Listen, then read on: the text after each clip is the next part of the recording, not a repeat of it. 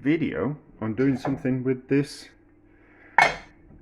carrot vinegar that I made. So I made this, I fermented some carrots using the yeast, the natural yeast that was on the carrot skins. So it's a bit of a faff of a process, but it worked. So it started to ferment, so it turned into like a fizzy carrot drink, and then it turned into alcohol, and then it turned quite quickly into vinegar. So it's been about 3 weeks, and I've left it out. So it will now be a stronger vinegar than it was 3 weeks ago. So let's just give it a bit of a taste. It did taste really kind of quite funky, not like a normal vinegar, like an apple cider vinegar or a white wine vinegar. It tasted really kind of quite funky, more along the lines of a kombucha type of thing. You know, that's certainly vinegar. That's certainly vinegar. So from out of an interest point of view, if we buy carrots, we can use the peelings to make a fizzy drink, alcohol, and vinegar. You know, so if you don't have to use the carrot peelings, don't have to go in the compost bin. They can be used to make a vinegar. Vinegar's pretty cheap. But a naturally fermented vinegar, much better for you than the stuff that you buy. So it's just kind of like out of an interest type of thing. And I was just kind of thinking, so let's see what we can use this vinegar for, and let's see if we can turn some milk into curds. So there's 500 millilitres of milk, of whole milk in there. I always use whole milk. There's more fat content in it, there's more flavour in it, and it means that you can get away with using less. And we'll get a higher yield because it's got a higher fat content in it than skimmed milk. So 500 millilitres, what, tablespoon worth of carrot vinegar? That's ridiculous, carrot vinegar. Who on earth makes carrot vinegar? Me, that's who. So tablespoon in. I brought it up to the boil, the milk, it just kills any kind of bacteria that might be in the milk. You know, we want it to be sterile. Oh, it's starting to curd. It's starting to curd it. So let's put a little bit more in. A little bit. Like, maybe we didn't need to. Maybe we just need to put the lid on and leave it for 5 minutes or so, and then kind of see what happens. Yeah, we'll just put a lid on it. We'll leave it for 5 minutes and see if it turns into curds and whey. So we haven't very many curds formed. We've got a few, but not very many.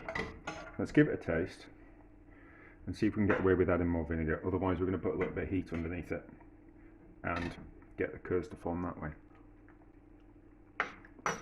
We could put some more vinegar in that. Let's put some more vinegar in. It's not particularly a strong vinegar, but it's certainly vinegar. So we'll just have to give it a little bit of heat, and then we'll cook the curds and we'll see what happens. So put a little bit of heat under that, keep it moving around so it doesn't catch on the bottom, and then we'll see if we get some more curds forming. I don't want to add too much vinegar because it'll just end up tasting too vinegary, which is not what we want. Oh, it's starting to form. Okay, so we'll give that a little bit of heat gently and we'll see what happens. And there we go. We have curds and whey. Just by gently heating it, we've got the curds to form. So let's strain the curds from the whey, and then we'll taste what the We'll give them a taste. Gently, gently. The cloth is, do you know, the cloth is clean, it's just stained because I'm forever straining things through this same bit of cloth. So, get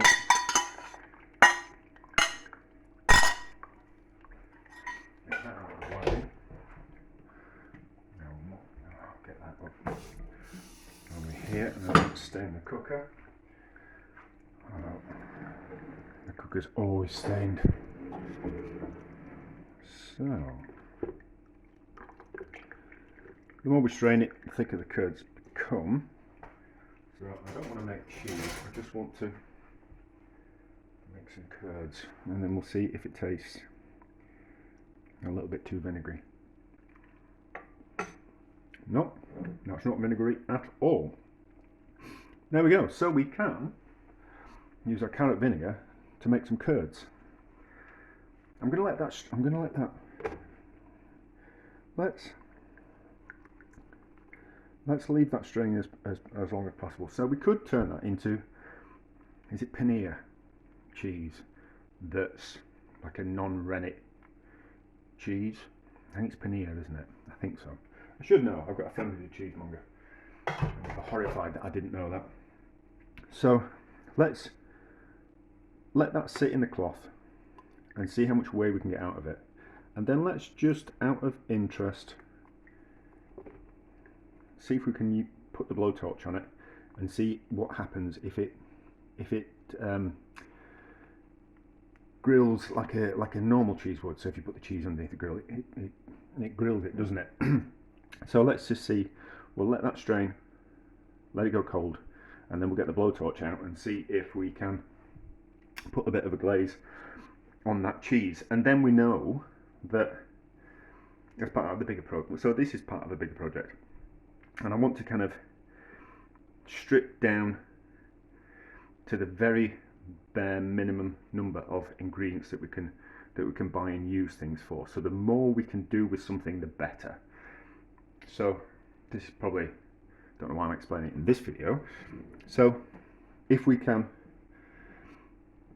you buy carrots, we can take the peelings, we can do things with the carrots, we can make soup, we can eat them as vegetable, we can use them as a flavouring, as a base flavour in things, we can use the carrots for that.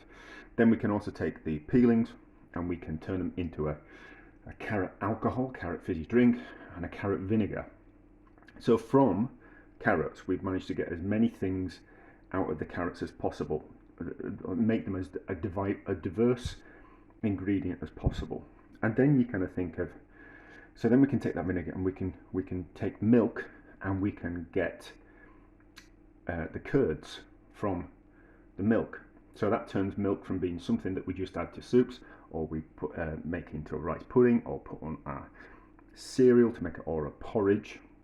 We can turn the milk into more things than just using it for the basics. So then we know that, because then we've got like essentially a cheese. So we don't have to buy cheese. We can make cheese from 2 ingredients. So essentially we've turned 2 ingredients into 3, plus all the other things that those ingredients kind of do as well. And then if we can gratinate the cheese curds, then that's another thing that we can do with them. So we don't have to buy cheese, we can make our own, and it just opens up. I'm just kind of thinking my way through something. So a lot of these videos are going to be me faffing around with base ingredients and turning them into doing things with them, as many things with them as possible. So then the natural yeast that we collected from the carrot peelings, we can then turn the whey that's underneath here, we can turn that whey into another alcohol. And if we can turn that alcohol, it's something into alcohol, then we could turn that into another type of vinegar. So potentially I'm going to make some whey vinegar out of that, out of interest. We can turn the whey into like a fizzy whey drink, like a kombucha type of drink, a fermented drink, and then we could turn that into alcohol, and then we've got an alcohol that we can use, and then we can turn that into a vinegar, and then we've got a vinegar base. So that's kind of what I'm thinking at the moment. And I kind of think that if I could do like 10 basic ingredients, and then how many things could we actually do with all these ingredients? That's kind of my way of thinking. I'll probably cut that out of this video because I'm not entirely sure if it's a great idea. But anyway, so we'll see how this turns out. Let's have a look at these curds. So it's kind of formed a little bit of a loosely formed cheese. Oh, lost a bit. Let's see what happens when we blowtorch it. So we should be okay in a frying pan. Maybe not that.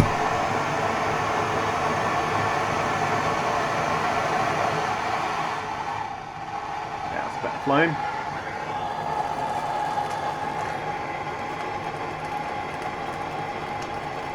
Is that just wanting to burn? Did I just want to just burn then? No caramelisation, just wanting to straight burn.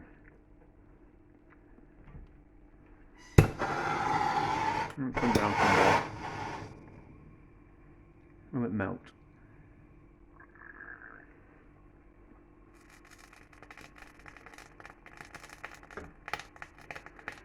Was the flame just a little bit too hot? No, it's just wanting to burn. Maybe it's the direct heat. Let's actually cook some in the frying pan and see what happens with that. Don't want it to melt. Not really. Let's stick it in the frying pan.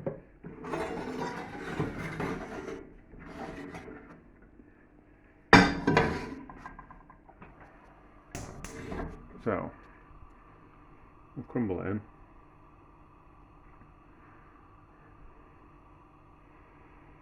We'll see what happens. See if we crumble it, and it's a smaller bits, large surface area, isn't it? So we'll just be able to see what happens with it. Quick look at the hands.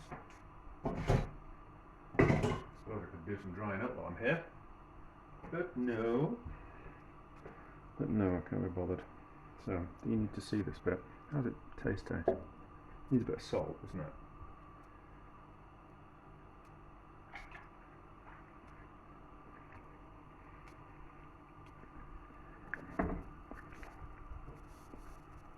Not bad. Just taste of curds. You can hear it.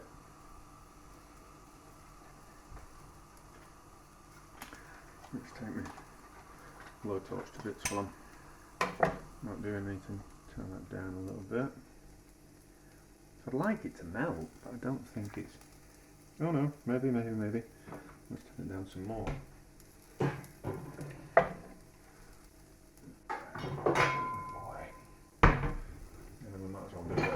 Drying up while we're here. Well, we'll aim to see what happens with these curds. I suppose I could get a dishwasher, couldn't I? But then I'd just complain that everything that I ever wanted was dirty and just sat in the dishwasher, and then I'd complain about having to put things in the dishwasher, and then I complain about having to take things out of the dishwasher. So maybe it's not actually the washing up that's the problem. Maybe it's me just not wanting to do something I don't want to do. Maybe that's the real problem. Which kind of makes more sense, doesn't it? You spend so much of your life doing things that you don't really want to have to do. And there seems to be more of those things than there actually does of the things that you actually want to do. I think that's what the general problem is. You know, can't you just skip to the... Can't you just do the good bits? That's what I'm getting at. Oh no, okay. So we are caramelising. So we'll just leave that on. We'll pause. It's actually caramelising, so we'll pause and then we'll whatchamacallit, and then we'll let that go a bit further. And I won't tell you that story I was going to tell you. Right, let's flip this over. So it's not gone stringy like cheese. I must ask my friend the cheesemonger about that. Why the cheese made with just vinegar, panina, doesn't go stringy, like melt like normal cheese.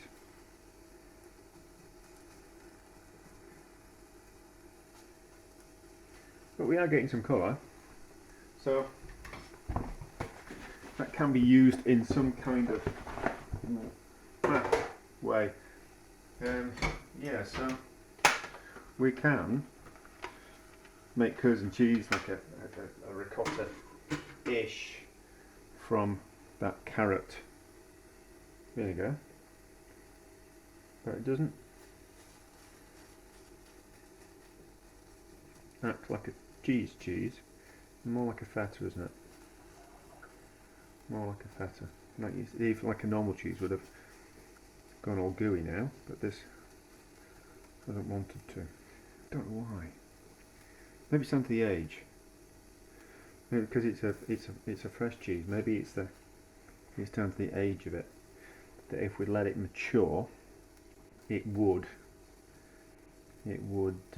start to go stringy and gooey like a mozzarella does. It's a mozzarella's a young cheese, but mozzarella will melt and go gooey.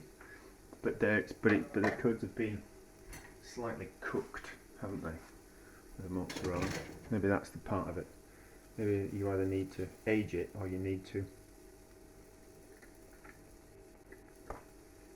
Or you need to cook the curds. Maybe. But anyway, so it works. It doesn't do exactly what you want it to do, and it hasn't got that cheesy kind of flavour to it. But anyway, at least my vinegar works.